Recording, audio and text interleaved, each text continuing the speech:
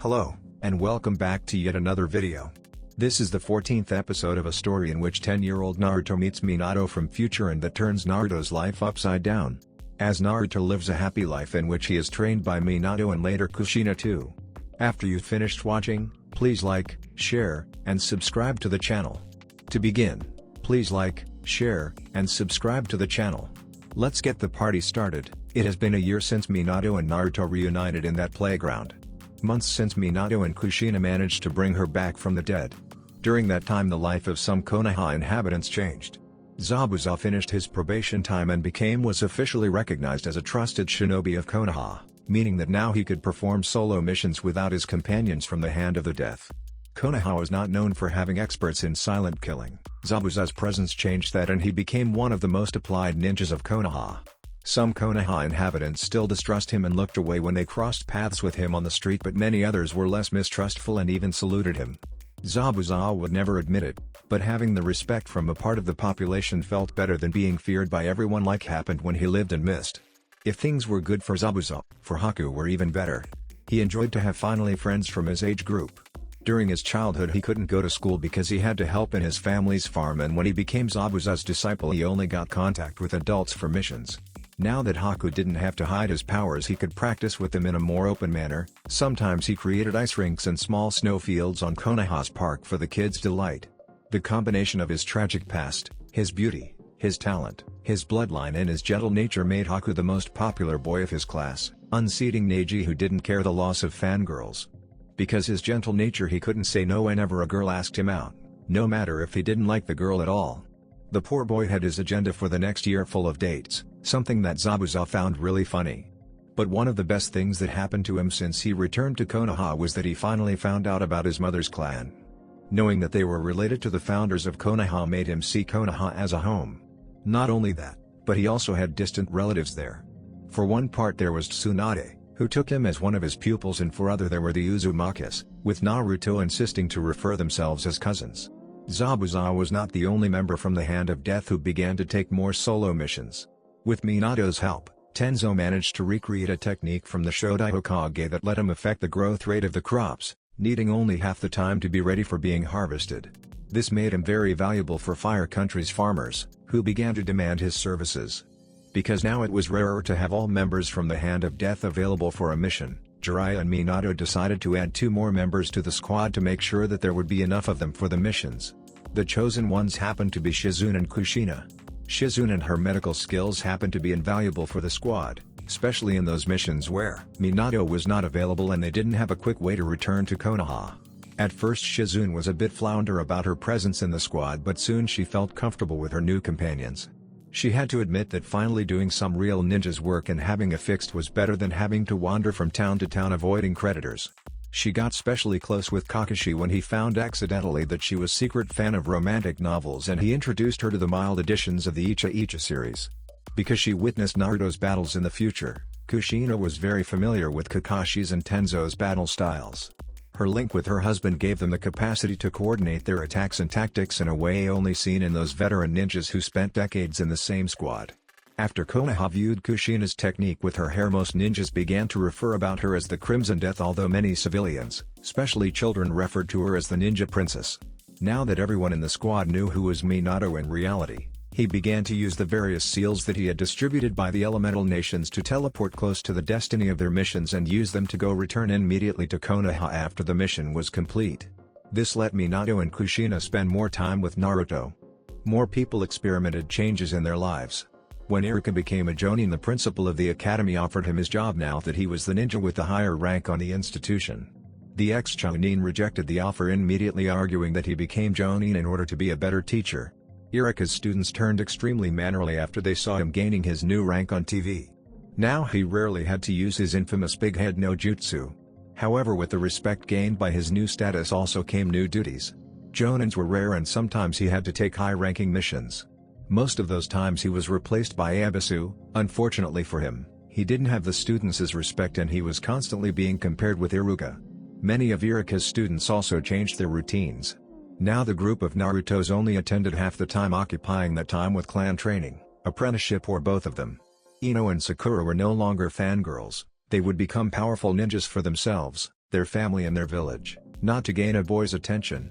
It didn't mean that they forgot about Sasuke, they still loved him, but it was no longer a senseless crush.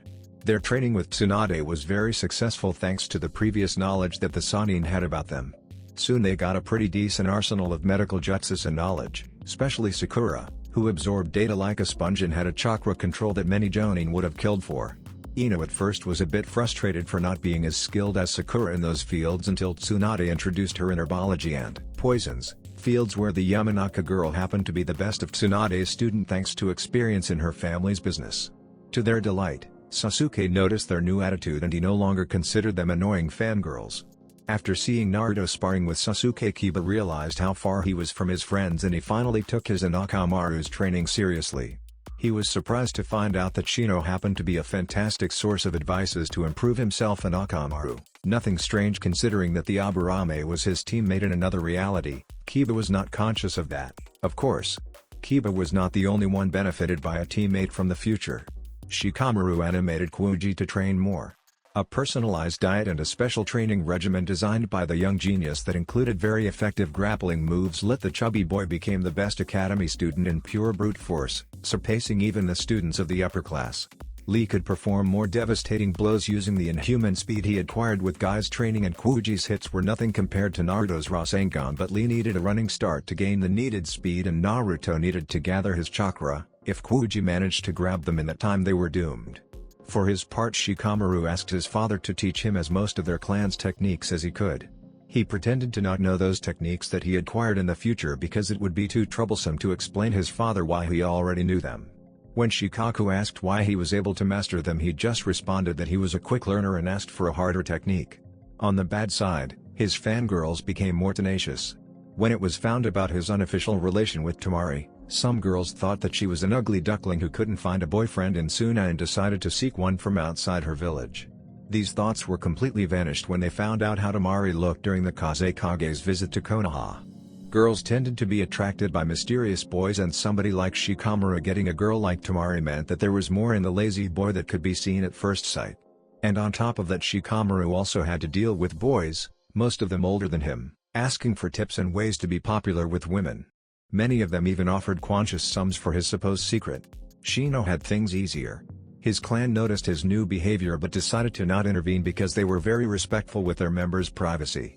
They reasoned that if he had something important to say, he would tell them when time came, so that the time traveler performed his training without problem. After the fiasco with the false scroll, Danzo ordered Sai to keep his facade as academy student, keeping an eye on Naruto until further orders. The pale boy felt relieved to find out that nor Naruto nor his family seemed to find out about the theft and kept doing his mission with a smile. He didn't notice it, but each day it was easier and easier to smile. Talking about dark-haired boys with tragic pasts, Sasuke began his training with Sarutobi. The ex-Kage happened to be a severe but fair instructor, nothing compared with his previous teachers. During their training sessions he never asked Sasuke more than he could offer, but neither he would accept less from him. And each day he demanded a bit more. The Sundaime taught Sasuke some Katen jutsus and instructed his disciple in various tactics and strategies to maximize their effectiveness. Sarutobi also introduced Sasuke in Kenjutsu and taught him some non-elemental jutsus, including one that legitimated him as one of the disciples of the professor. When Kakashi found out about the jutsu, he joked that possibly Sasuke would be known as the Yanin, fourth ninja, in a few years and warned him to not use it whenever his dogs were near. Kakashi kept training Sasuke in the use of the Sharingan, managing to unlock the third Tomoe in each eye, and also taught him the Chidori, but only after the Uchiha vowed to use it exclusively against evil people, never against a fellow Konohanin, no matter the circumstances. The other prodigy from the academy neither was not far behind. Neji took his training with Hiyashi really seriously and managed to master the Kaiden among other Hyuga techniques. He also began to train in elemental manipulation and sparred with Lee and Tenten all weeks. Now that he was not as arrogant as before, he noticed that each week it took him more effort to defeat Lee or Tenten. Although he no longer considered Lee a failure, he found his youthful attitude maddening. Neji changed for better and became stronger during the last months, but it was nothing compared with his cousin Hinata. At first one would think that the Hyuga heiress didn't change too much with the exception of her now long hair or her outfit, that now looked like very similar to her future selves. She still was humble, with nothing of the Hyuga's trademark arrogance. What was the change then? Hinata now believed in herself and her skills, and she lost most of her shyness and no longer stuttered in presence of others.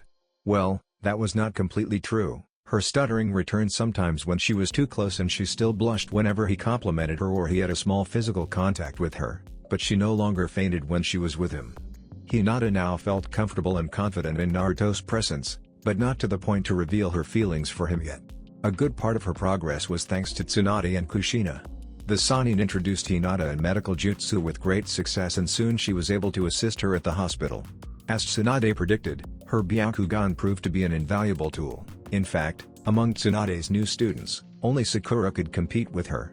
Kushina periodically reunited Hinata in the training grounds to give her special training with water affinity, with the purpose to help her to develop her water-style juken and teach her some water jutsus. Hinata's family didn't complain about it. Of course, a good relationship with Kushina would be crucial for the plan. Those training sessions served to make Kushina and Hinata know each better. Kushina used to talk with Hinata about the girl's future self, like the techniques she managed to develop or some of the anecdotes about Naruto's future self. When it was hinted that Naruto's second affinity could water, Kushina began to bring him to these sessions. Sometimes she left them alone in the training grounds with trivial excuses and spied to them. Kushina never was a subtle matchmaker. Finally there was Naruto. The boy made impressive progress in these months. With his current skill level, no one would believe that he was the same boy who failed his first try to graduate at the academy a year ago. After his mother's return, Naruto took even more emphasis on his Funjutsu training. He was taught by his father Minato, the greatest seal master of Konoha, and thanks to the Cage Bunshine trick he had the equivalent of years of training and practice in the field, so his father shouldn't be surprised when Naruto began to show him the original seals he developed. But his Funjutsu differed from other ninja skill in the fact that it was not only a skill but also an art. An artist won't stand out over other artists just for being properly trained or having a perfect skill. What makes an artist sparkle among his peers is the capacity to innovate, the capacity to improve, the capacity to surprise, the creativity. If there was something Naruto had in tons, it was that. The disciple surprised his sensei with new seals with capabilities never seen before and showed them ways to use existing seals in very innovative ways, only making slight changes over them. As promised on his birthday, Minato taught Naruto elemental manipulation with Kushina's help. As soon Naruto was able to use add elemental chakra to his special kunais, Minato began to teach him how to fight with them. Minato also taught Naruto a pair of wind jutsus and explained him the theory about his flying technique. Jiraiya decided to center his training with Naruto around the Kushio no Jutsu, summoning technique. He introduced Naruto to some toads, including Gamikaze and Gamatatsu, and trained him to be able to summon the toad he desired when using the technique. As soon as Naruto got a 75% success rate summoning the desired toad, Jiraiya began to teach him to fight alongside the toads and combine his abilities with them. Jiraiya asked Fukasaku and Shima to take Gamikaze and Gamatatsu as their disciples and teach them some jutsus with the purpose to help Naruto. Finally, Jiraiya began to give Naruto a special training with the purpose to make his disciple acquire chakra sensing abilities as he did previously with Naruto's future self during their training trip. Now Naruto was more powerful than most Chiyunins, but it didn't mean that he had the experience of one. An experience that only could be acquired on the field, not with just training. It was something that Naruto planned to resolve that day. If he managed to get at the academy on time. His parents were on a mission and they wouldn't return until that night, so nobody alerted him about the time when he inadvertently extended his morning training. Naruto arrived to the academy and headed to his class. Shit. I hope to made it in on time, he thought while he opened the door. When he got into the room, he saw that Ebisu was replacing Iruka again. Sorry for being late. I just got the hang for a new technique and I didn't notice the time. Iruka-sensei is on another mission? Have the exams started yet? He asked. Ebisu and most students looked at him puzzled because they didn't have any exam plan for that day until the special Jonin realized what Naruto was talking about. Ah, I see, you must be referring about the graduation exams. No, they didn't start yet. As the highest-ranking ninja at the academy, Iruka-san is now at the last class to supervise them. I suppose that you want to take them to graduate at the academy a year earlier, don't you, Naruto? Said Ebisu. Naruto nodded. Yes, I am. This time I'm really ready to pass. Now if you excuse me, he said while he headed to the other class. In other circumstances most his classmates would have laughed for his remark and expect him to not pass, but during the last year Naruto surprised them, rising from the dead last to the top 5 of the class, actually competing with Sasuke and Shikamaru for the first position. Hinata looked alarmed as Naruto left the room.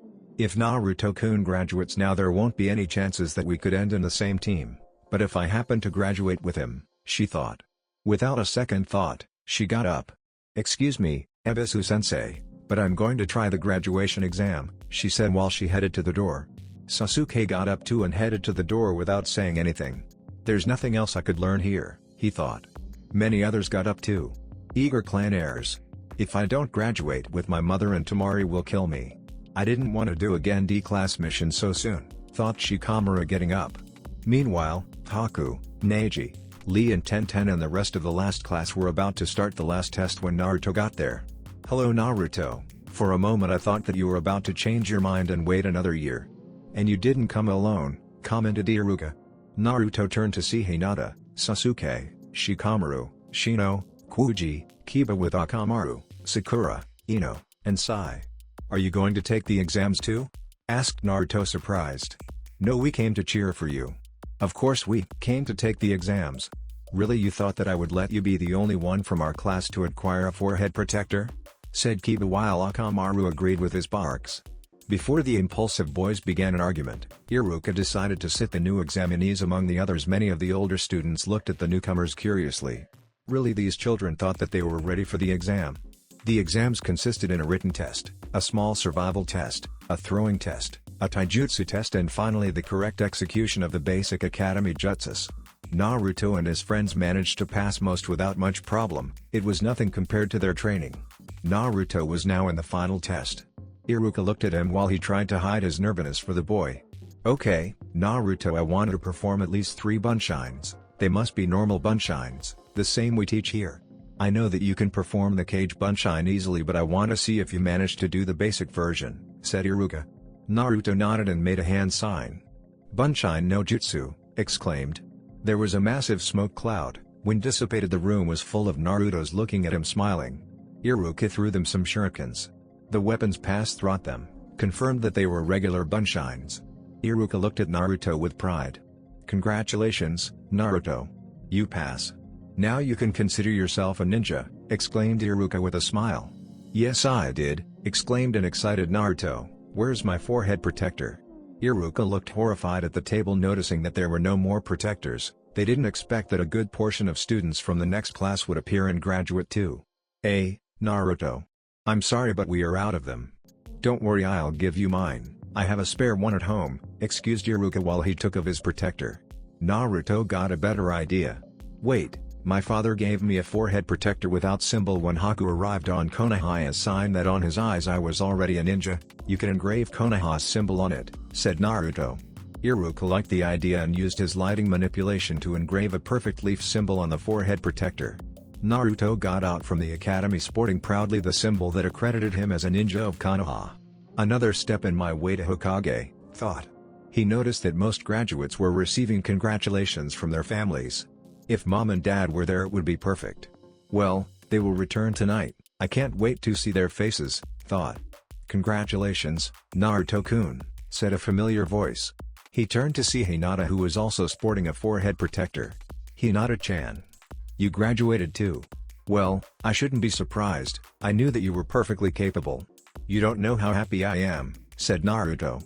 Hinata blushed a little when she noticed that he really meant it, that he didn't say it just to praise. "Thank you, Naruto-kun," she said. "I suppose that the others also graduated, don't they?" he asked. Hinata nodded. "That's great. In case I was the only one graduating, I thought about asking Uro-sennin to put me on reserve until you guys graduated too, so I wouldn't be in a team with strangers," commented Naruto. Hinata was about to respond that it was really admirable from him to be so loyal with his classmates when a growl coming from Naruto's stomach interrupted her.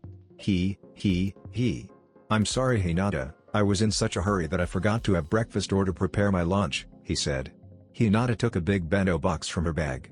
Naruto-kun. I just realized that once again I prepare too much food for me. Wouldn't you mind to join me? It would be a pity if I had to throw away all this food," she said. Naruto's eyes lightened. "Of course, Hinata-chan. We can't let it happen," he responded. During last months, Hinata noticed that Naruto used to forgot to prepare his food when both his parents were not at home, so she prepared extra food these days and asked Naruto to join her. Now it was rare the day he reminded to bring his food. They had their lunch in field near the training ground, with Naruto complimenting Hinata's cooking at the end. "Hinata-chan, when I arrived at the academy I commented that I mastered a new technique. Do you want me to show it to you?" he asked. "Yes, I would love to see it," responded her. Naruto got up and began to concentrate his chakra around his body, especially on the conversion seals placed on his cloak. It was something he was training in secret during last weeks and wanted to do since he met his father. At first Hinata expected to see one of those flashy and spectacular jutsus that Naruto loved, but she didn't expect to see Naruto elevating over the ground. "And Naruto-kun, why you are flying?" Naruto got up and began to concentrate his chakra around his body, especially on the conversion seals placed on his cloak. It was something he was training in secret during last weeks and wanted to do since he met his father. At first Hinata expected to see one of those flashy and spectacular jutsus that Naruto loved, but she didn't expect to see Naruto elevating over the ground. "And Naruto-kun, why you are flying?" Hinata looked in awe how Naruto rose, floated in midair and began to displace in a small speed. It was not a swift flight like a sparrow, it was a clumsy one like the flutter of a vulture after eating too much. Naruto still had a lot of work ahead in order to refine his technique, but the most difficult part was done. Now Naruto only had to practice. Naruto looked at Hinata with a smile while he tried to keep his concentration. "What do you think, Hinata? How am I doing?" "Eh? Who put that branch there?" he exclaimed. His lack of skill was obvious when he accidentally bumped into a branch and fell to the ground. "Naruto-kun!" exclaimed Hinata, rushing to the spot where he crashed. A quick diagnosis said that Naruto only had a small bump in the head and a twist in the ankle. Hinata knew that with his healing capabilities Naruto would completely fine in an hour or less, but she decided to treat him anyways. Naruto felt how the pain on his soothed when Hinata applied the mystic palm technique on his ankle. "Hinata-chan, it is not necessary. This is nothing, usually I end worse after a training session," said Naruto. Hinata agreed with him but kept with her healing. "I know, but it is a good chance to practice my own abilities, Naruto-kun," she responded. After finishing with the ankle, Hinata proceeded to heal the bump on his head. She blushed when she touched his hair. During last month's Naruto's hairstyle changed, he no longer had star-like spikes, the spikes were now more numerous and thin. Naruto's hair was now more similar to his father's. Shino commented that Naruto now looked more similar to his future self. During that time Hinata was seeking for an excuse to touch Naruto's hair, and the small bump was perfect for it. She was surprised to see that the Naruto's hair was surprisingly smooth. "Bad Hinata, bad. Naruto is now my patient, I can't take advantage of the situation," she thought while she finished the healing. Seconds later she finished the healing. Naruto got up and tested his leg. "Wow, Hinata-chan. It doesn't hurt at all. Your abilities are really impressive," he praised. "It's nothing," said Hinata with a small blush. "All Tsunade students can do that. Your new ability to fly is the impressive one, Hokage-sama, and your parents must be really proud." Naruto looked at her. "Well, as I said, I just managed to catch the technique this morning, nobody else knows that I already can fly." "You are the first person who I say it," said Naruto. Hinata blushed. I am the first person he told about this," thought Hinata. They didn't know it, but their conversation was being spied by a certain duo. "Have you heard it, Sakura?" He decided to tell her first, commented Ino with a mental link with her friend thanks to one of her family's techniques. "Yes, I heard it too, Ino."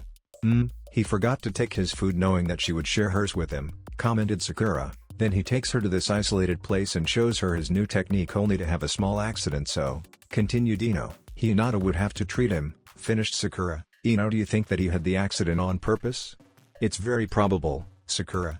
Naruto wouldn't be the first boy who injured himself in order to be treated by one of Tsunade-sama's beautiful apprentices," said Ino. Sakura looked at Naruto and Hinata with a smile. It's nice to see that he finally noticed Hinata. "When Tsunade Shisu told us that Jiraiya-sama was such a pervert, I feared that he would turn Naruto into another one who would take advantage of Hinata's feelings for him," commented Sakura.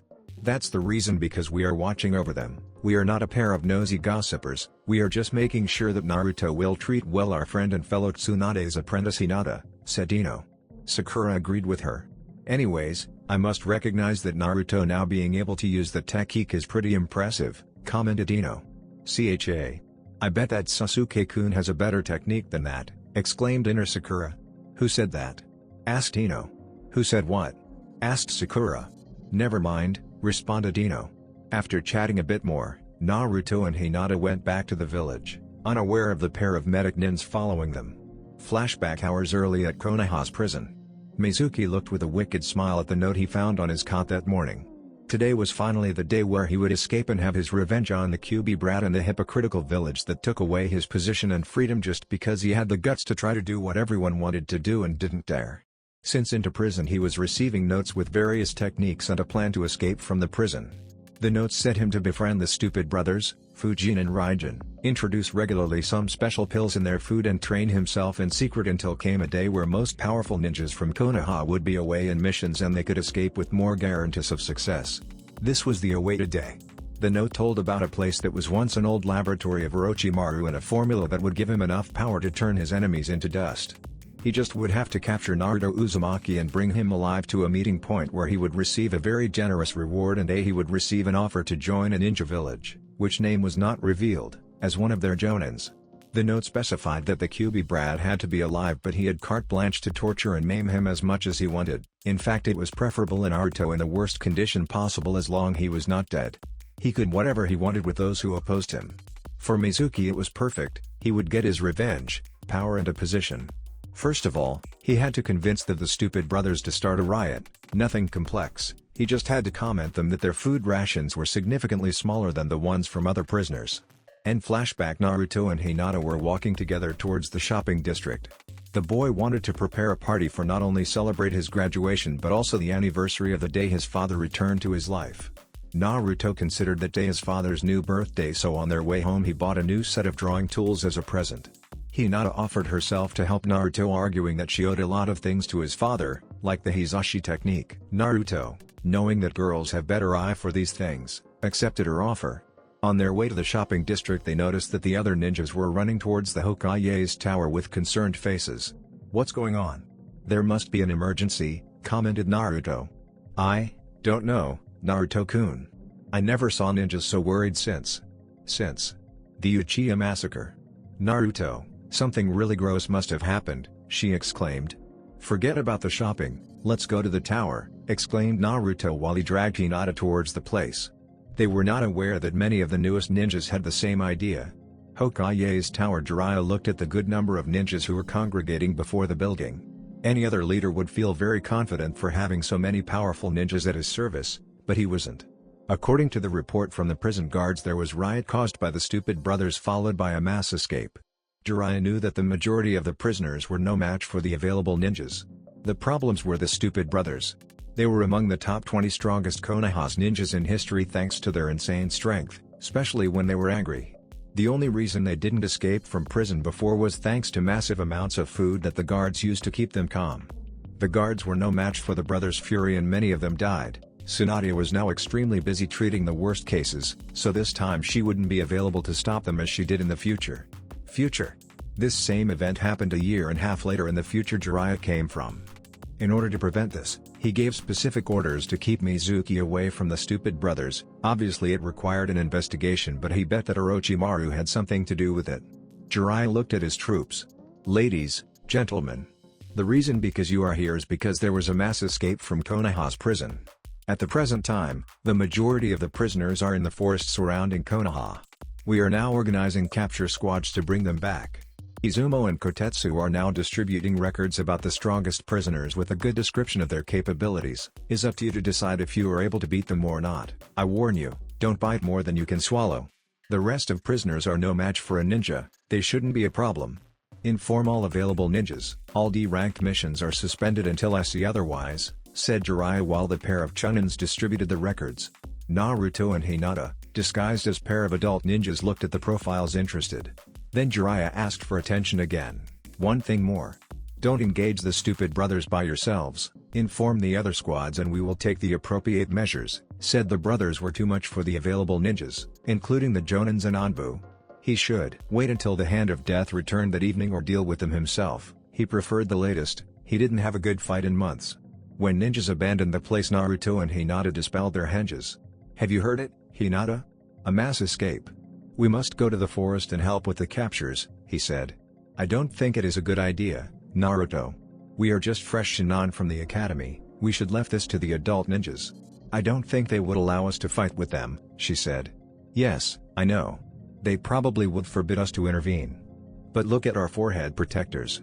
At the moment we received this, we became Konoha ninjas and it is now our duty to protect the village.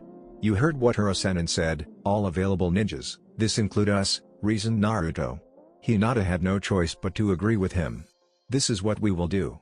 We will combine our abilities to act as scouts, we will locate the fugitives and warn the other ninjas, we won't engage in combat. This way nobody could reproach us for being imprudent, said Naruto. Hinata liked Naruto's idea. Hinata was disappointed when she found out that their future selves were on different teams, but if they did a good job with the scouting perhaps the teachers would decide to place them in the same squad. It's a good idea, Naruto-kun. What do you mean with combining our abilities? She asked. It's very easy, I take you with me while I fly over the forest while scan it with your Byakugan. This way we will be able to find them quickly, he pointed. Hinata blushed at the thought of flying in Naruto's arms so soon. She was about to protest, arguing that she was not ready for this yet, but Naruto interrupted her. Don't worry, Hinata-chan. I will make sure that you won't fall to the ground, I give you my word, said Naruto with a sincere look.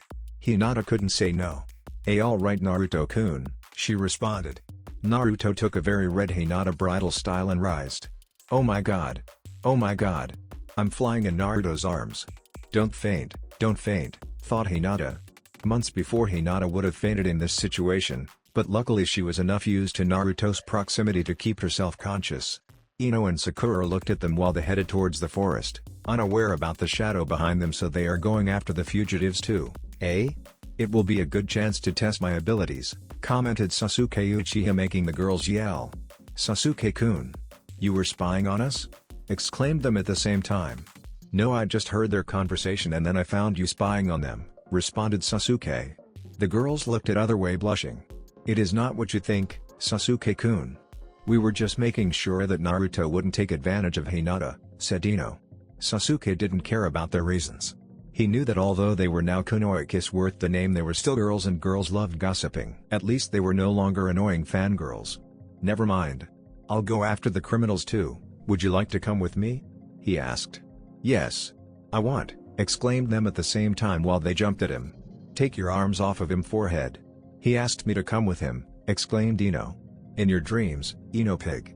He asked me, responded Sakura. Sasuke sighed. If it was not for the fact that he was aware of their abilities, he would have classified them as annoying and useless fangirls. I asked you both. And this is not a date, this is a dangerous mission, he said. The girls regained their composure immediately. If Tsunade was there, probably she would have disciplined them with one of her dodging trainings. Sorry Sasuke, said Ino. We were just kidding. How are we going to find the fugitives? Asked Sakura, sounding very professional. I'll call for a scout, said Sasuke. To their surprise, Sasuke bit his thumb and made some hand signs. Kushios no jutsu, exclaimed while he slammed his hand to the floor. To the girls' surprise, a yellow cat appeared before Sasuke. During his training with the Sandaime, Sasuke got in contact with the Cat Clan, and with Sarutobi's mediation they arranged a contract between Sasuke and the cats, making him the first cat summoner. Did you call me, Sasuke-san? Asked the cat. Sasuke nodded. Yes, I have a job for you, he tried to said. Kawaii, exclaimed the girls while they squeezed the poor kitten. Sasuke sighed. It would have been better if he let the girl watch over Naruto and Hinata to make sure that he wouldn't take advantage of her. None of them knew that Sakura and Ino's excuses were closer to the truth than they thought. During last month's, Naruto's parents decided to give him the talk after he found them in a rated M situation. After overcoming the initial trauma, Jiraiya introduced him to the wonders of the female body with the excuse that it was part of his training. Since that, Naruto was completely aware of girls. Now his attention was more focused on the girl who was on his arms, with her body too close to his. Wow. Hinata is using that lavender perfume that smells so nice. I never noticed that her legs were so firm. Bad Naruto. Bad. Hinata is your friend. You can't think about her like that. Stupid Urosenin and your lessons. You turned me into another pervert. Mizuki and the stupid brothers headed to the place where they were supposed to meet their contact. It happened to be a small hut on Konoha's forest. There was a hooded figure waiting for them. Mizuki looked defiantly at the figure. I suppose that you are our mysterious benefactor. Would you mind to tell us who are you? He asked. The figure denied with his head. Yes, I mind. I'm just an agent of your ally. For security reasons I'm not authorized to reveal you my identity, said the figure. Mizuki deducted that the person had to be a man, although he was not sure because the voice distorter he was using. "Brother, I'm hungry," commented Fujin. "Me too," said Raijin. Mizuki got nervous. The reason the stupid brothers were imprisoned was because they turned into berserk's murderers whenever they were hungry, not making any difference between friends or foes. His mysterious ally intervened. "We thought about this eventuality. Please follow me inside," said the figure, getting into the food. Inside they found a table full of varied dishes, a feast that would satisfy 20 men. The brothers jumped towards the food and began to devour it, not caring about anything else. The hooded figure looked at Mizuki. "I suppose that you followed the instructions and added the special pills in their food, don't you?" he asked. Mizuki nodded. "Yes, I did. During last months they were taking the pills without noticing them." "What do they do, by the way?" asked. "It is a special formula that will make them stronger. The substance has been inactive in their bodies all this time, it needs a special catalyst to be activated," said the figure, "and I suppose that the catalyst is contained within the food they are having now, isn't it?" remarked Mizuki with a smile. The hooded man nodded. "Yes, it is.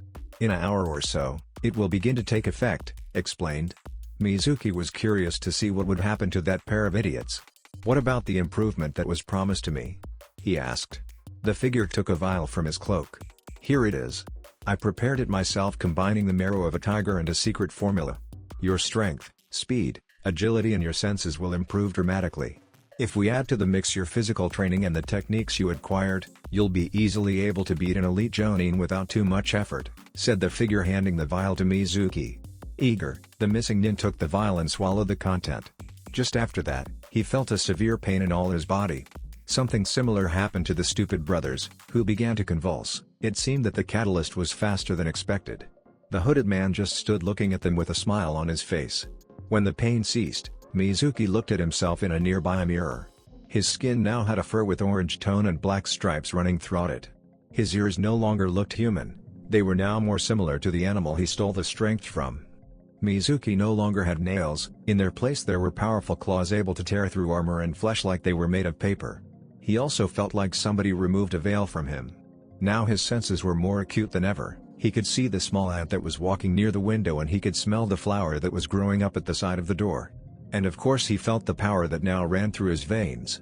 With this new power he had no doubt that he will crush his enemies. He looked at the stupid brothers. They didn't appear to experiment any visible changes. "Wow. That was a really spicy meal, don't you think so, bro?" commented Fujin. "Yeah, I bet that we will have another fart contest this night," joked Raijin.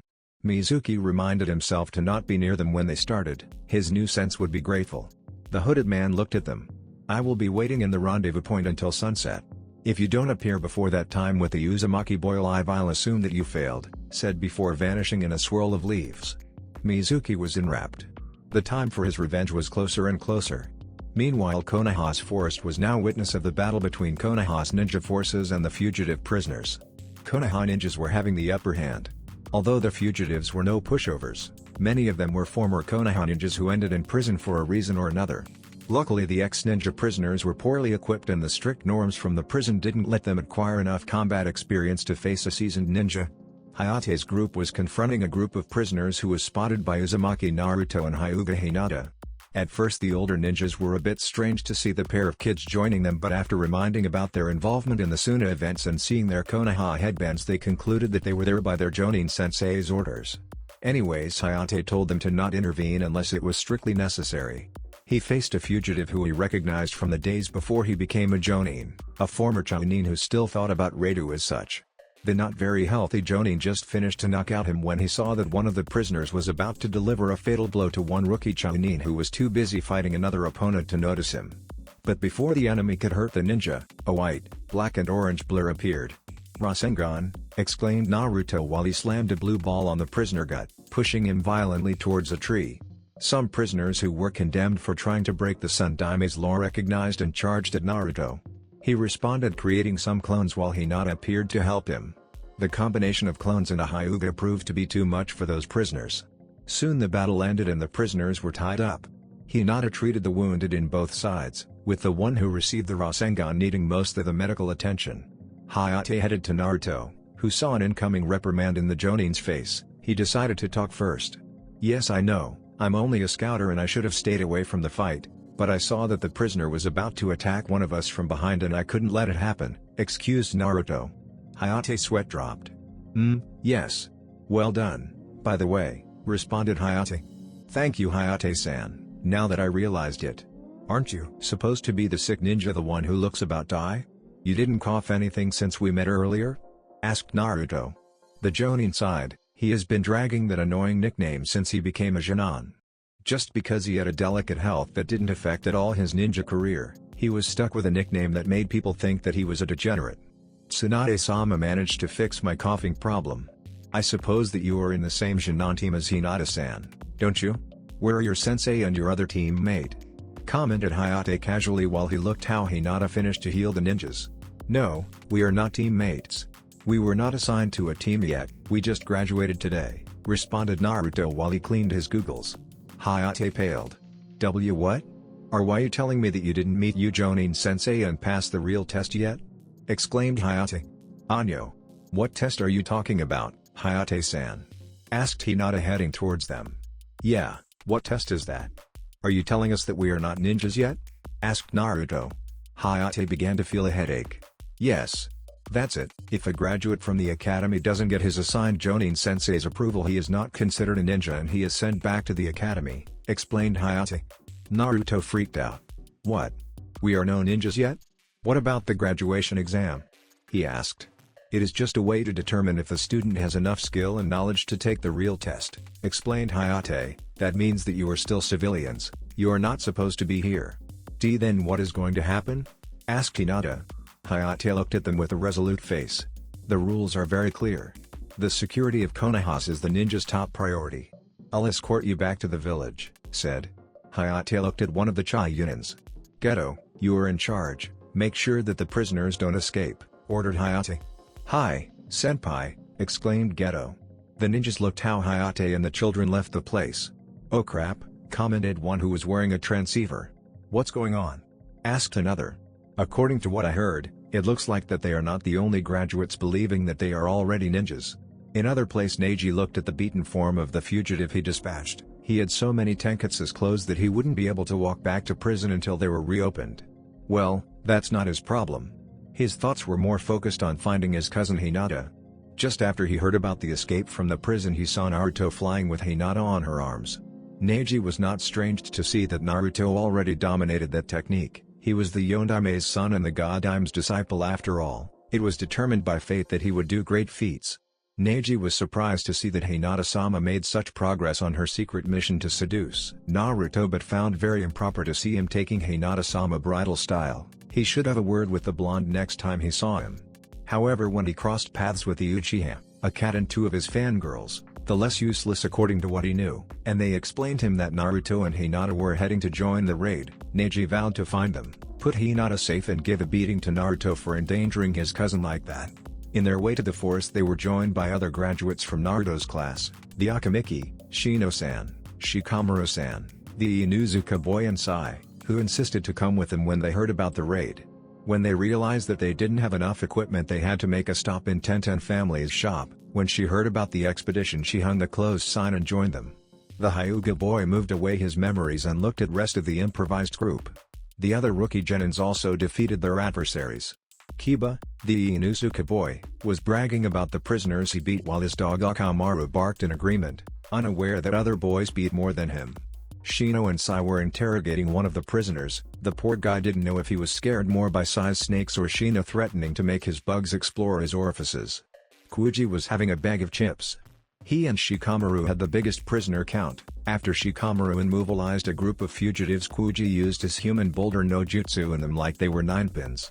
Sakura and Ino were making sure that nobody had life-threatening wounds. Tenten would have looked at them with a newfound respect if they didn't ask Sasuke if he was alright after each checking. Neji noticed that Sai and Shino were tense after they finished to interrogate the prisoner. "What's going on? What have you told?" asked Neji. Shino looked at him with his serious and impassive face. According to what that prisoner heard, Mizuki and the stupid brothers are after Naruto. Our blonde friend only made things easier for them getting into the forest. Usually the forests that surrounded Konoha were quiet, peaceful places where people could travel safely, the Forest of Death being a notable exception. However, those forests were now the stage of a high-escalade game of cat and mouse where groups of prisoners were chased by groups of Konoha ninjas. One of those groups was traveling jumping from branch to branch towards Konoha. It was composed of a jonin and a pair of youngsters who came there believing that they were already ninjas. In their way back to the village, Hayate took a look at Naruto. The similarities with Yondaime-sama are unquestionable. I'm ashamed for not noticing it before. I can't imagine how the village would react at the time his father decides to reveal the truth, thought. Hayate was the last one to join the I Know the Truth About Arashi Uzumaki club.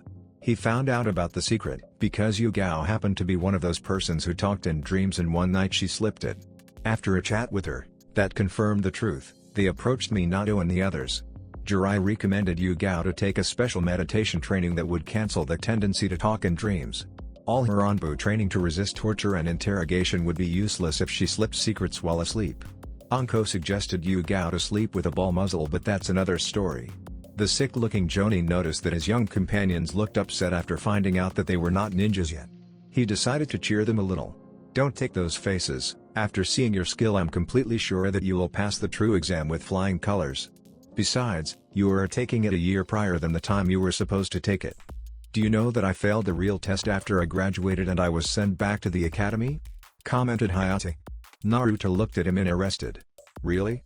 And how old were you when you finally became a ninja? Asked. Well, I was 14, responded Hayate. Naruto and Hinata looked surprised at him. You must understand it. I was born with a very bad health and I couldn't take the exam in the second try because I got sick the day before, exclaimed the jonin. But surprisingly, instead of jokes and laughs at his expense, the students looked at him with a comprehensive look. It was not your fault, you just had bad luck. There's no reason to be ashamed of something beyond your control, reasoned Naruto, reminding that his future self had the longest Shinnon period of his graduation class. Why yes, the fact that you ended making jonin although you started your ninja career so late proves that you were an excellent ninja, agreed Hinata. Hayate didn't know what to say. He wanted to cheer the kids and at the end they were the ones cheering him. He was about to thank them when Naruto gasped. Wait. I'm feeling chakra signatures that are decreasing at an alarming rate somewhere near us, he said, making the others stop. Byakugan, exclaimed Hinata, activating her blood limit. I see them, they are 5 persons about 15 meters away from us. They are hidden in those bushes. Oh my god. Their chakra is decreasing very fast, said Hinata, pointing at a group of bushes in the ground. Hayate descended to the ground to check the bushes. He found 5 Konoha ninjas in a horrible state. He barely recognized one who was part of his graduation class. Mako. What happened? Asked Hayate to a ninja who was barely conscious. Hinata landed beside the jonin and began to treat the wounded man. A quick check to the others with her Byakugan confirmed her suspicions. They are in a very grievous state. If they don't receive medical attention immediately, they will die, exclaimed Hinata while she did her best to heal her actual patient. Hayate didn't know what to do. Moving the ninjas only would aggravate their wounds and they would be dead before they reached the hospital, and if they tried to go there and return with a team of medic nins it would be too late for most of them. After thinking for a few seconds, Naruto took a scroll from his cloak's pocket, unfolded it and created 12 clones. Then the clones divided into 4 groups of 3 men and began to work in the fallen ninjas while the original Naruto proceeded to prepare the scroll. Hayate looked fascinated how the clones in a perfect sync wrote seal patterns in the scroll.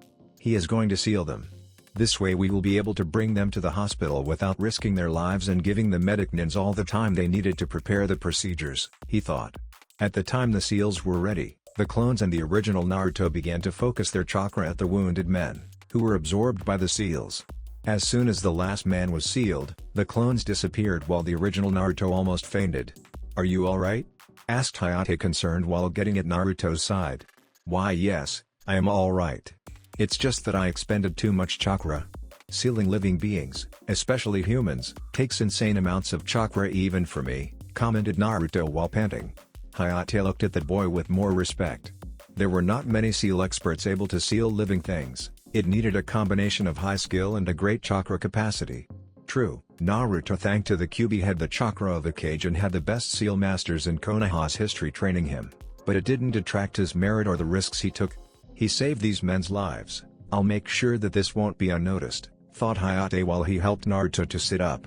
By the way, commented the jonin, how you realized that they were in the bushes. Are you a sensor type? No, I can't be considered one yet. I only can sense other chakra signatures in less than 10 meters and I'm still having problems to determine the concrete point where they are. Uro-Sennin says that a true sensor type has a reach of hundreds of meters with great precision, responded Naruto. I have no doubt that you will manage to be one soon, commented Hayate while he headed to see how Hinata was doing with her patient. He was relieved to see that Mako's life was no longer endangered.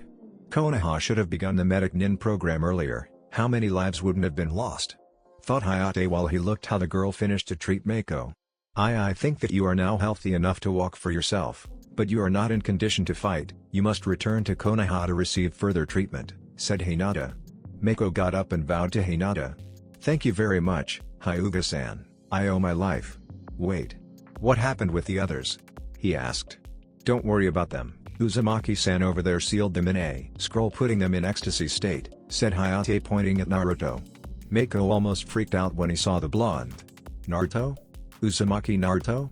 You must get out from this forest as soon as possible. Your life is endangered. The ones who did this to us said that they are going after you. They talked about a reward for your capture, exclaimed the man. What? Why they would want to get me? Oh, I understand, commented Naruto. Hayate mumbled a curse. After Jiraiya got in power, he gathered the higher-ranking ninjas of the village and informed them about Akatsuki and their plan to capture all the Baijuo for their evil purposes, making the protection of Naruto one of the highest priorities for the village. The Jonin looked at his colleague. Mako, can you give us a description of them? He asked. Before the other ninja could talk, they were interrupted. There's no need for that, we can introduce ourselves, said a voice. Before them stood Mizuki accompanied by the stupid brothers. Hayate barely recognized the brothers since the last time he saw them. Fujin's skin was now red-colored while Raijin's was now blue. Both brothers also had now a pair of horns crowning their heads. He didn't recognize the tiger-looking man who was with them, but judging at the ways he was looking at Naruto, he seemed to have a personal grudge with the boy. Hayate unsheathed the Nidime sword, which casually was also named, like one of the brothers, Raijin, and got into a stance. Naruto, Hinata, Mako. Take the scroll with you and abandon the forest immediately. I'll distract them as much as I can, ordered Hayate. Mako, realizing that he was not in condition to fight, nodded, took the scroll and left the place followed by Naruto and Hinata. Hayate activated the power of the sword and a blade made of electric energy originated from the sword's hilt. To his surprise, he noticed Naruto and Hinata were at his sides. What are you doing here? What happened with Mako? I told you to escape, exclaimed. Mako is being followed by a pair of bunshines. There's only one person needed to take the scroll to a safe place, said Naruto. We couldn't let you fight alone against them, commented Hinata. But I told you to, tried to say Hayate before being interrupted by Naruto. Yeah, I know, ninjas must follow orders, but we are not ninjas yet. Anyways, my father and Kakashi always say that taking care of your comrades is more important than following orders, said Naruto. The Tiger Man began to clap at Naruto's words. Nice speech, Kyuubi boy, but when I finish with you, you and your friend would have wished to escape with that ninja, said Mizuki. You, said Naruto looking at Mizuki. The ex-teacher smiled. It looked like Naruto was scared of his new appearance. Who are you? Asked Naruto. Mizuki's sweat dropped. It's me, Mizuki, he exclaimed. Naruto got in guard, looking at his former teacher with disgust on his eyes. You are one of the traitors who wanted to sell me to the enemy, exclaimed the boy. Traitor? I was doing a favor to the village, but that stupid Hokage gives more importance to abominations like you instead to true humans like me, responded Mizuki. Naruto looked at Mizuki's new appearance and sweat dropped. Anyo, have you noticed that you are not any longer a human? He asked. It's true, Mizuki. You look more like an overgrown cat, commented Fujin. Mizuki turned red. Shut up and attack, exclaimed. Unknown location at the safety of one of the many hideouts that he have settled during his long life, Madara was reflecting about his achievements during the latest months. At the beginning, when the true leader of the Akatsuki found himself back in time among some of his enemies, he thought that this time it would be harder to achieve his plans, that he would have to cope against a very protective Yondaime Hokage and his now worn allies, everyone now aware of his plans for the Baijuo. But knowing his plans didn't mean that they would know how he would accomplish them this time. Madara still had advantages like the fact that they didn't know his actual location while he knew that they would be most time around Konoha. Madara now had back the majority of the Akatsuki members who died, Kisame, Kakuzu, Zetsu, Deidara, Itachi and of course Pain. And with the last one he had Konan and Amigakura's loyalty back. This time he wouldn't let Naruto brainwash Nagato with his philosophy. This time he wouldn't let Itachi kill himself while trying to save his little brother from Orochimaru's taint. But the fun part of this matter was that he didn't have to move a finger to accomplish that. Konoha ninjas would make sure to keep the snake Sannin away from Sasuke. It was a pity that he lost Kaoru and Sasori again, but this time the death of the puppeteer happened to be beneficial to him. In the original timeline, when Sasori died, Madara found out the puppeteer's lair with all its secrets. Unfortunately, when he tried to get there, the security measures activated at Madara's presence and destroyed the lair with all its secrets. But this time, thanks to the previous knowledge that he had from the future, Madara managed to deactivate the security measures and get a hand at Sasori's secrets. What he found didn't disappoint him at all. Sasori not only happened to be Suna's greatest puppeteer but also the greatest seal master. Even Madara with his years of experience had problems to understand some of the most sophisticated seal patterns. The Uchiha realized that the only person ever with a skill superior than Sasori's in seals was Minato Namikaze himself. Among Sasori's creations, one of Madara's favorites was the domination seal, the perfect way to create spies.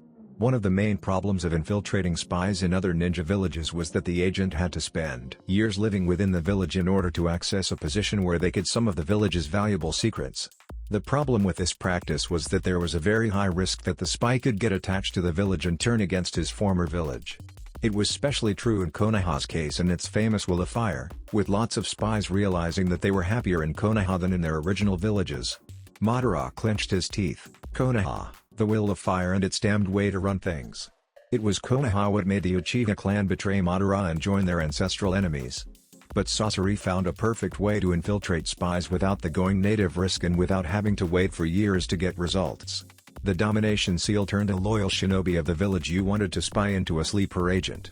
At the activation of the seal, the victim develops a slip personality that got control of the victim while the original personality got in a lethargic state unaware of the new personality or what it did while in control. The new personality kept all the memories and particular features with the exception that it was completely loyal to the owner of the seal. This way, not only there was no need to wait for years until the spy got access to the desired info, but the sealer also got a servant within the enemy ranks to do his bidding.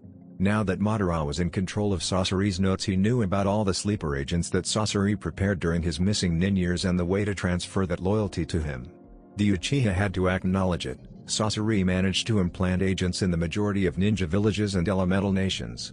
It was obvious that the puppeteer had his own plans and was following Akatsuki as long as it befitted those plans. Madara doesn't have an idea about those plans and he didn't betray. One of the greatest surprises happened to be Yakashi Kabuto, Orochimaru's right-hand man and spy on Konoha. It was obvious that Minato and Co decided to keep an eye on Kabuto and make sure that he didn't get important information instead of arresting him. It was a very clever way to deal with spies. Madara laughed at the fact that they didn't know that Kabuto worked for him, that now he had access to Orochimaru's secrets. Madara found specially fascinating the cursed seal, using Juugo's enzymes to turn humans into powerful killing machines. It was a pity that the success rate was so low. Iwa nins would have loved to have that improvement. Madara developed a special way to implant Juugo's powers with a higher rate of success and the subjects receiving impressive regeneration powers. The problem was that this variety of the experiment made the subjects almost as mentally unstable as Juugo and killed them after a few hours. Madara decided to make Kabuto test his new formula with the stupid brothers while adding some of Juugo's enzymes into the tiger serum that was destined for Mizuki and sent them to capture Naruto. The best part was that even if his agents failed to capture Naruto, Madara's enemies would blame Orochimaru. Oh yes. Time travel is not so bad, thought Madara while he put himself on his Iwa ninja disguise. With Naruto, Hinata and Hayate during the last minutes, the battle among the Konoha ninjas and the prisoners seemed to be in a stalemate. At the beginning of the fight, Hayate was more worried about the safety of his young companions than fighting the enemy, but he was relieved to see that Naruto and Hinata could take care for themselves. Hinata was dealing with Mizuki while Naruto and his clones fought against Raijin. I didn't see such talent since Itachi Uchiha.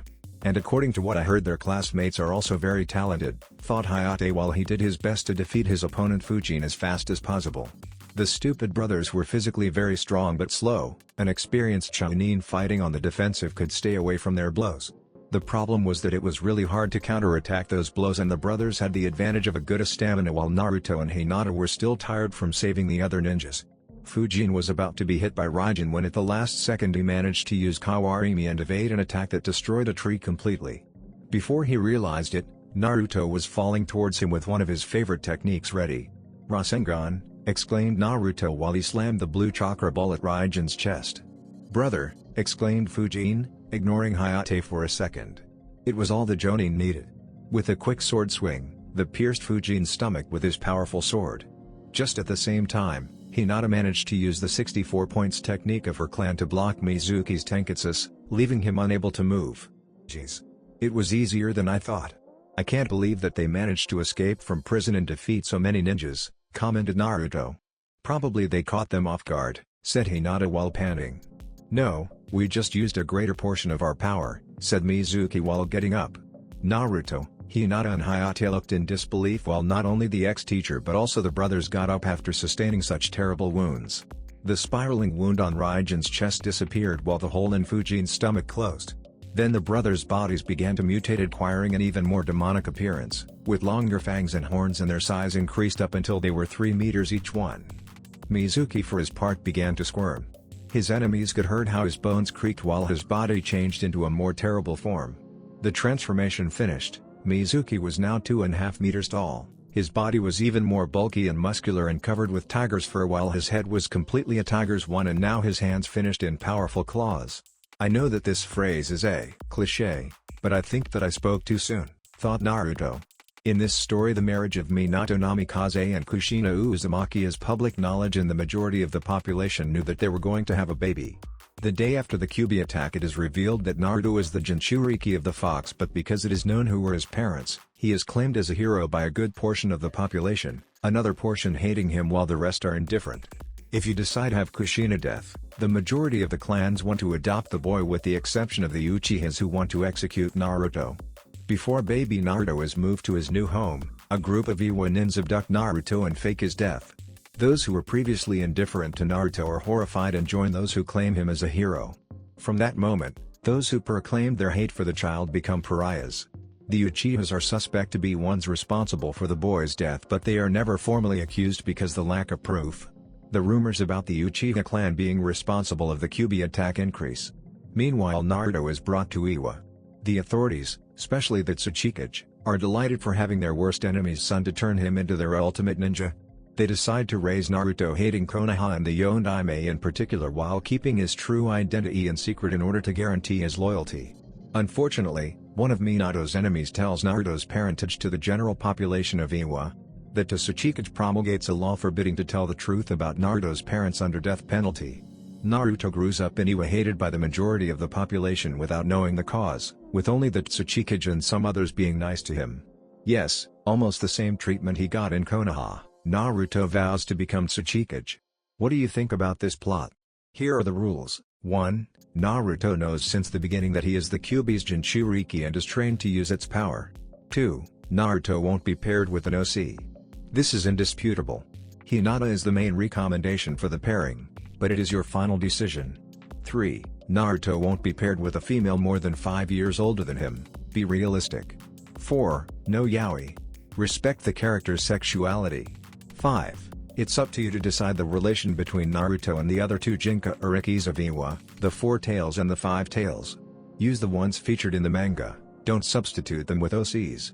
6. At some point of the story Naruto finds out the truth about his parents, you decide when it happens, in fact it can happen in the first chapter.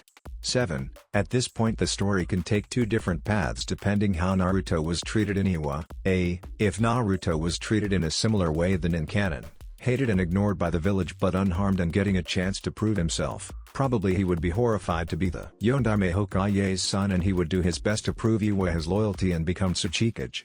But he also could try to defect to Konoha, especially if you decide to keep his mother alive. It's up to you to decide. B. If Naruto was treated like those fics where he is frequently attacked by villagers, starved, expelled from most stores, overcharged in the rest for the worst quality things, having his apartment trashed, his studies sabotaged and all those things that didn't happen in canon, then the revelation that he was kidnapped from his home village and being taught to hate his true father will be the final straw and he will vow to rejoin his true village and take revenge on Iwa.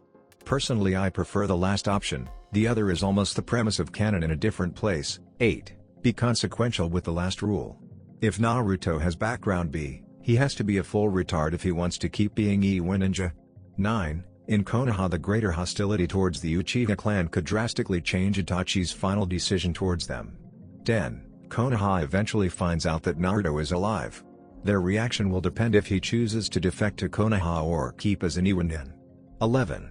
These rules are not written in stone. At the end, you are the ones who decide what to do in your stories.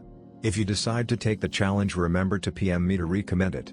Oh yes, for those who expected an update, here's a preview of the next chapter. In Fire Country, a seal placed in a rock near the main road to Konoha began to glow, followed with an explosion of light. When the light dissipated, Konoha's elite squad known as the Hand of Death was there. Since he developed his special teleporting seals and until his death, Minato Namikaze placed a great number of them in secret locations among all the elemental countries. It was specially useful when he decided to create his Arashi Kazama identity to take high-ranking missions himself. Thanks to the seals, he could complete high-ranking missions in less than a day, skipping the traveling time and without the need of escape plans. He didn't use the seals during the first missions of the Hand of the Death because first he needed to make sure that the seals still worked and not everybody of the group knew about his true identity, but it was no longer a problem and now they could use them without restrictions. Damn it.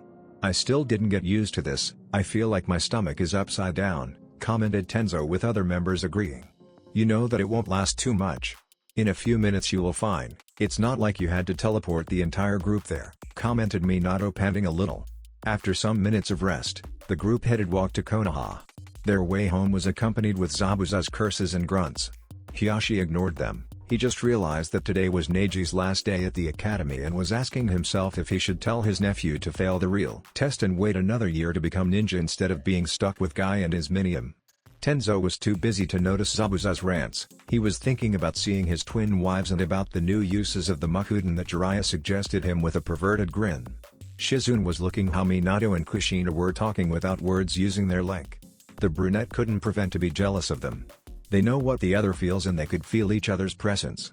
Probably Minato is now praising Kushina's performance in battle while she does the same for him.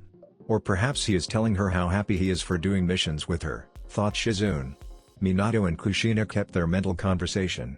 Kushi-chan, when we get home I will lay you on the bed, I'll take off all your clothes and I'll censor your censored until you faint from the pleasure, said Minato, looking at Kushina with desire. Really? Then I'll do that thing that you like so much, you know, the one with my hair, responded Kushina with a mischievous smile. The poor Shizune was too innocent. Meanwhile, Kakashi decided to ask Zabuza why he was in such a bad mood. What's going on, Zabuza? We defeated the enemy ninjas, the mission was a success, nobody was hurt and we will sleep at our homes. Why the angry face? Asked Kakashi. Zabuza handed him a bingo book, probably from their defeated enemies. Look at my profile, said Zabuza. Kakashi looked at the pages dedicated to Zabuza. Momochi Zabuza. Formerly a class missing nin from Kirigakure. Status updated to A+ class ninja of Konohagakure. Specialist in silent killing, Kenjutsu, high-level student jutsus. Former member of the Seven Swordmen from Mist, actually a member of Konoha's Hand of Death. Extremely dangerous, read Kakashi. He looked confused at his comrade. What's the problem, Zabuza? You have been updated to A+ class, commented Kakashi. Keep reading, said Zabuza. Former alias the Demon of the Mist, actual alias Mr. February. Now I'm known as Mr. February, roared Zabuza. The reputation that took me years to achieve is wasted to the toilet. I shouldn't have accepted to help in that stupid calendar. Do you know that the prisoner women we saved wanted an autograph? The poor Kakashi had to spend the rest of the trip listening to Zabuza's rants. The transformation finished, Mizuki was now 2.5 meters tall, his body was even more bulky and muscular and covered with tiger's fur, while his head was completely a tiger's one, and now his hands finished in powerful claws. I know that this phrase is a cliché, but I think that I spoke too soon, thought Naruto. The boy pondered his options. Shit. I expended most my chakra and all my ink sealing the injured ninjas, and in the process I had to delete all the combat seals I had with me in order to make space for them in the scroll. Hinachan also expended a lot of chakra healing that Jonin, Mako. The only one who is relatively fresh is Hayate-san, but I doubt that he would be able to fight the three of them at the same time, thought Naruto. The brothers looked at each other with an expression even more stupid than usual. Mizuki contemplated his new body with delight. He never felt so strong, so tough, so nimble. Groar. Groar. Groar. Grunt. Ha, ha, ha, ha. What do you think about this, monster? He exclaimed.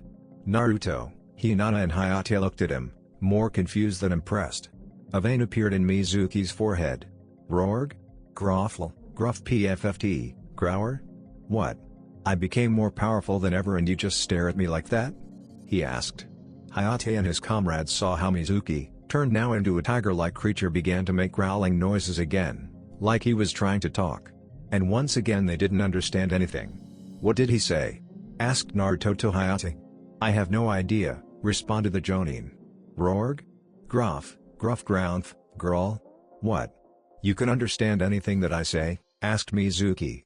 The ex-teacher realized that with his new appearance he couldn't talk like a human. His hybrid appearance had different vocal cords and mouth than a normal human's. He would have to learn to talk again from scratch. Grouch. Rar. Shit. What else could go wrong? He asked. Dynamic entry, exclaimed a green blur while it hit Mizuki, sending him some meters apart. Naruto and Hinata hopes raised when they saw their friend Rock Lee joining the fight. They were aware about the results of the round Aijinnan's training with his adoptive father Mitogai. Lee looked at Naruto and Hinata. Naruto-san, Hinata-san, Hayate-san. Finally I found you. I went over all the forest trying to find you, he said. Lee. You don't know how glad we are to see you, commented Naruto.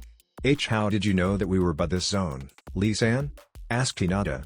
I was doing my afternoon training in the forest when I crossed paths with a ninja named Mako and a pair of clones who looked like you both while they were being attacked by some prisoners who escaped from prison. After helping him to knock out the prisoners, he told me that Hayate-san was fighting very dangerous enemies, and we found that the Naruto and Hinata who were with us were in reality clones, so I rushed here to help you, said Lee. Naruto realized that he got the memories of those clones, but he didn't notice it at the moment because he was too busy in the fight. A growl from behind made them turn their heads. They saw Mizuki holding his jaw with an obvious gesture of pain. Mizuki recognized Lee and noticed the Konoha's forehead protector on his waist. He is that useless freak unable to mold chakra. He managed to graduate too? The standards of this village have dropped a lot during my absence, thought. Lee looked at Mizuki steadily for some seconds that seemed hours. Who are you? Asked Lee. Mizuki fell to the ground and began to shout obscenities to Lee that nobody understood. What is he saying? Asked Lee. I don't know. He is Mizuki, our former academy teacher. It looks like he and the stupid brothers took some substances that alter their bodies and make them stronger, said Naruto. Lee looked at Mizuki with a very serious face. Mizuki-san. Drugs are bad. A good ninja should learn to rely on his own abilities and training in order to improve. Drugs have nefarious consequences. Look at you and your friends, reprimanded Lee while pointing at Mizuki and the stupid brothers, who were now taking a nap. It was the last straw. Mizuki charged at Lee and tried to tear him with his claws, but the young ninja dodged the attack. Lee gave a quick look to his companions, who nodded and charged at Mizuki. Hinata activating her Byakugan, Naruto taking out his special kunais and focusing wind chakra on them, while Hayate used an illusionary technique to approach Mizuki. Grorg, Groof. Come on you two, let's destroy them, exclaimed Mizuki to the stupid brothers just to realize that they were sleeping. Before he realized it, his enemies were over him.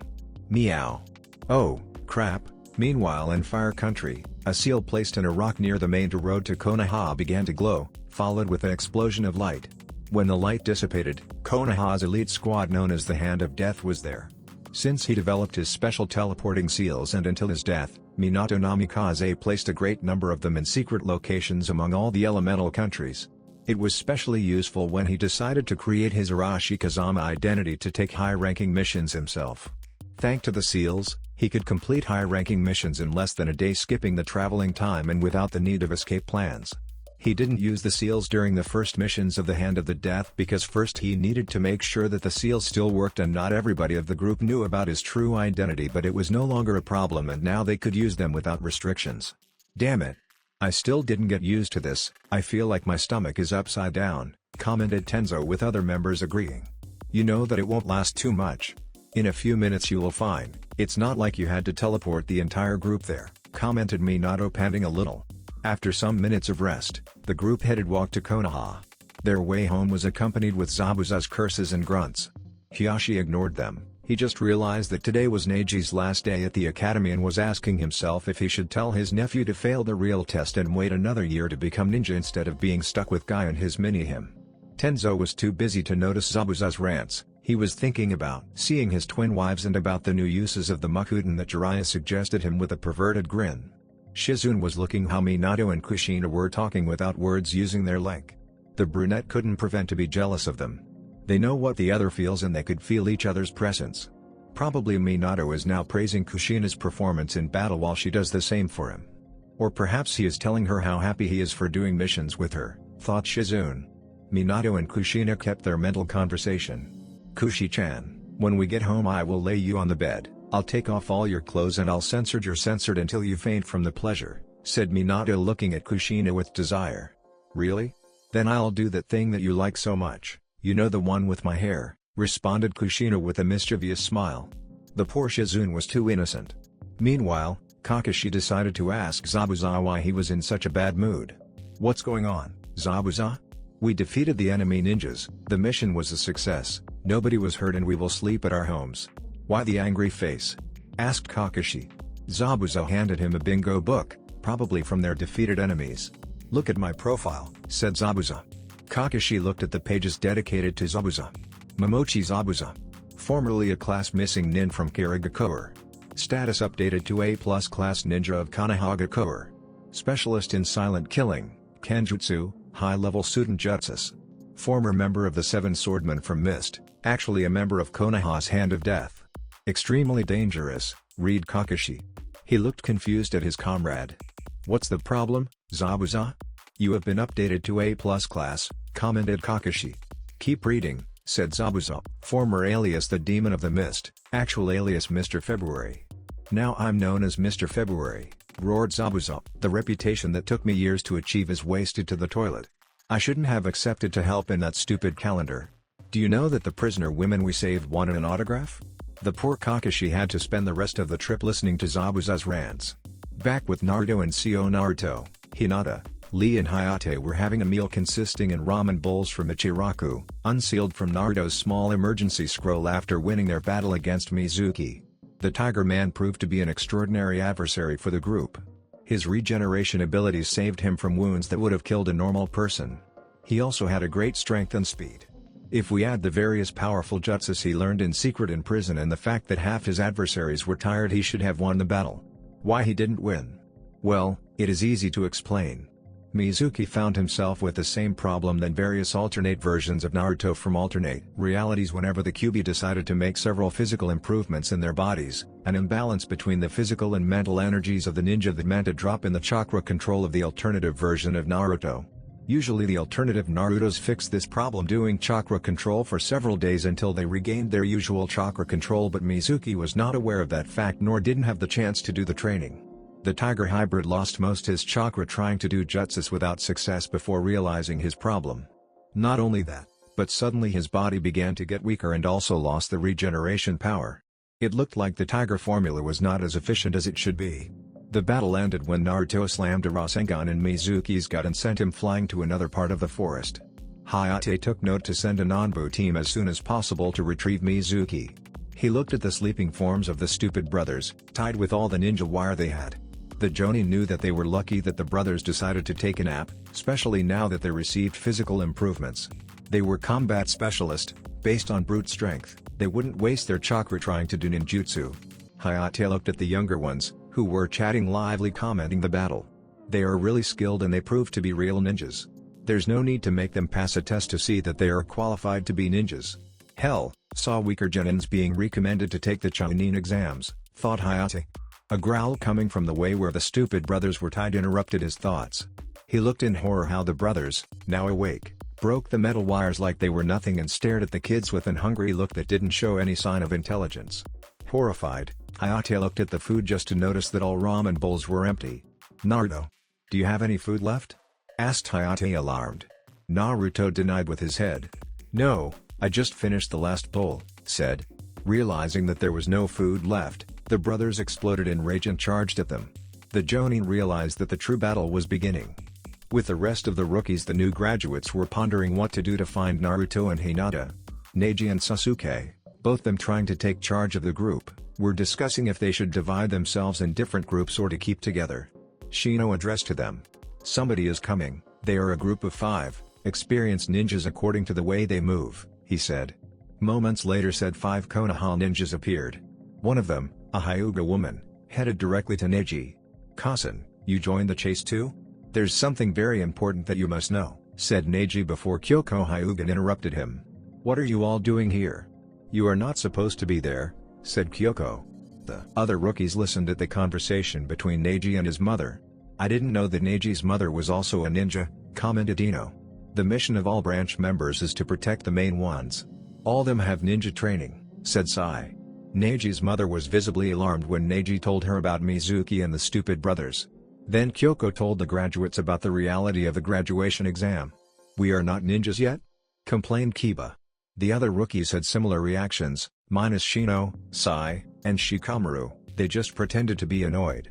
Kyoko looked at her squad leader, Aobayama Shiro, who was slightly impressed by the fact that some kids that were not full ninjas yet managing to recapture so many fugitives.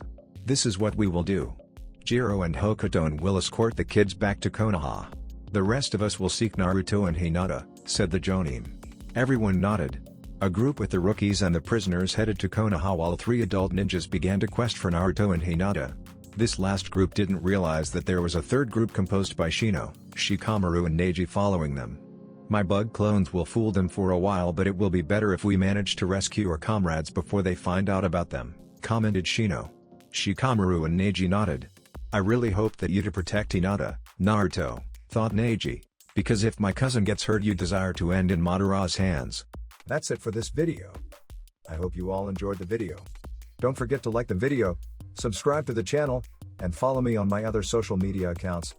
Anime God here, and I'm signing off.